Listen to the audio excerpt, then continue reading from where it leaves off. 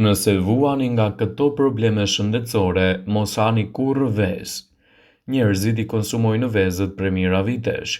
Dikur ato ishin ushqimi mrekullueshëm i mbijetesës, veçanërisht në ato zona të planetit ku ishte e pamundur të gjeje ushqime të tjera në periudha të caktuara të vitit. Një njeri ha mesatarisht rreth 350 vezë në vit. Bëhet fjala për vezët shqeto ose produktet që përmbajnë vezë. Nëse vuani nga ndonjë sëmundje si ajo e lupusit, sindromës së lodhjes kronike, migrenës ose fibromialgjisë, eliminimi i vezëve nga dieta juaj do t'japë trupit ndihmën e duhur për të përmirësuar. Problemi më i madh me vezët është se janë një ushqim i preferuar i problemeve të radikaleve të lira të cisteve të tjera.